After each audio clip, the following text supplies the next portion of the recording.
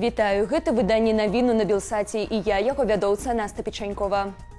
Зубы цмока і супрацьдронавая зброя. Памежны камітэт Беларусі паказаў, як цяпер выглядае беларуска-украінская мяжа. Напярэдадні прапускны пункт «Новая Гута» наведалі беларускія і замежныя журналісты. Паводле ведомства туды запрасілі прадстаўнікоў Польшчы, ЗША, Кітаю і яшчэ 6 іншых краінаў. Падчас гэтак званага прэс-туру працаўнікам медыяў паказалі асаблівасці службы беларускіх памежнікаў, а таксама абарончыя збудаванні, у прыватнасці зубы цмока. Тым часам у Гомельскім раёне другі дзень ідуць вучэнні сілаў тэрытарыяльнай абароны і інжынерных войскаў. Удзельнікі вучацца весці выведку і рабіць засады.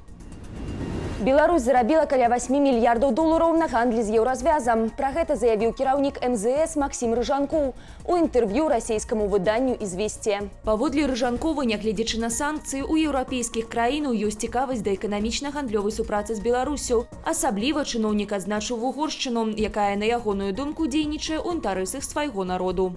Каля 8 мільярдаў – гэта сума нашага гандлю з еўрапейскім звязам. Самае цікавае, што ў гэтай суме большасць пазіцыяў належыць тым дзяржавам, якія стаяць ля вытокаў крытыкі Беларусі і разгортваюць антыбеларускую рыторыку ў еўрапейскім звязе. То бок яны там заклікаюць да санкцыяў, заяўляючы пра нелегітымнасць нашай улады, а пад шумок працягваюць гандляваць.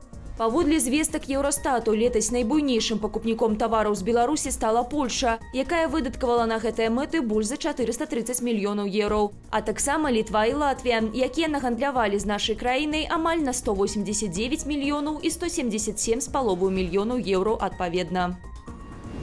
Інтэрпол абвясціў у вышак 2 беларусаў, што датычна да прымусовай пасадкі самалёта Ryanair у 2021 годзе. На іх выдалі гэтак званыя чырвоныя апавяшчэнні. Запыты на арышт дзеля далейшай экстрадыцыі. Справу аб захопе польскага самалёта, што ў траўні 2021 выконваў рэйс Афіны-Вільня, разглядае агенцтва ўнутранай бяспекі Польшчы. Раней ведомства выставіла абвінавачванне былому дырэктару Белаэранавігацыі Леаніду Чуро, начальніку змены кантролю Евгену Цыганову і офіцеру КДБ Андрею А.М. Адзначаецца, што працаўнікі авіядыспетчерскай службы перадалі хлуслівую інфармацыю аб выбуховай прыладзе на борце, за чаго пілоты здзейснілі вымушаную пасадку ў Мінску. Аднак праз тое, што абвінавачаная не знаходзіцца на тэрыторыі Польшчы, спатрэбіўся запыт у Інтэрпол.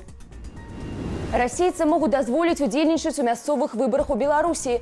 Тое вынікае з праекту пратаколу аб роўных правах грамадзянаў абедзвюх краінаў, што напярэдадні ухваліў Александр Лукашенко. Адзначаецца, што расейцы, якія пастаянна пражываюць на тэрыторыі Беларусі, змогуць не толькі ўдзельнічаць у выбарах, але і ўваходзіць у склад выбарчых камісій. Пры гэтым такія ж правы нададуць і беларусам у Расіі. Весці перамовы аб праекце, а пазней займацца яго падпісаннем даручылі Міністэрству замежных справаў.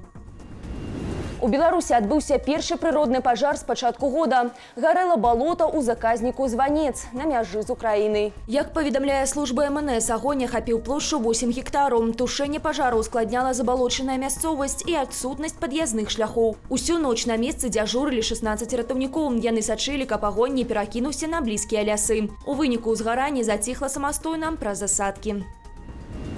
2 цяжкавікі і легкавік трапілі ў аварыю на МКАД. У выніку ДТЗ загінула адна асоба. Паводле папярэдняй інфармацыі, папутнае сутыкненне цяжкавікоў Рено і Дат, а таксама легкавіка Рено адбылося на 10-м кіламетры знешняга кола Менскай кальцавой дарогі. Пры гэтым 55-гадовы кіроўца аднаго з цяжкавікоў загінуў на месцы ад атрыманых раненняў. Пра стан іншых удзельнікаў аварыі не паведамляецца. На месцы працуе МНС, следчыя высвятляюць прычыны здарэння.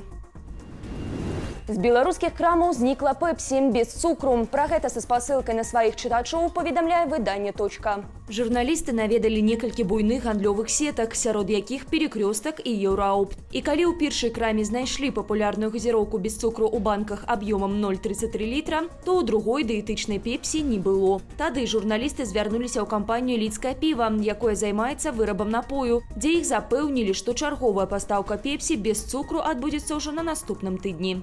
Знікненне пепсі без цукру – з'ява часовая, сам прадукт нікуды не падзенецца. Прычына ў замінцу ў творчасці лагістыцы, але хутка ўсё адновіцца. Тым больш, што знайсці напой яшчэ можна ў некаторых крамах. У 2022 годзе пасля пачатку паўнамаштабнага ўварвання ва ўкраіну кампанія PepsiCo аб'явіла аб сыходзе свайго бізнесу з Расіі. У той жа час у Беларусі вытворчасць газіроўкі не згарнулі, і да нядаўняга часу напой можна было без цяжкасцяў купіць у любой краме.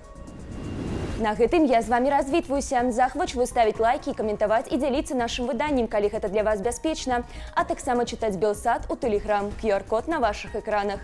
Усяго вам добрага і да сустрэчы.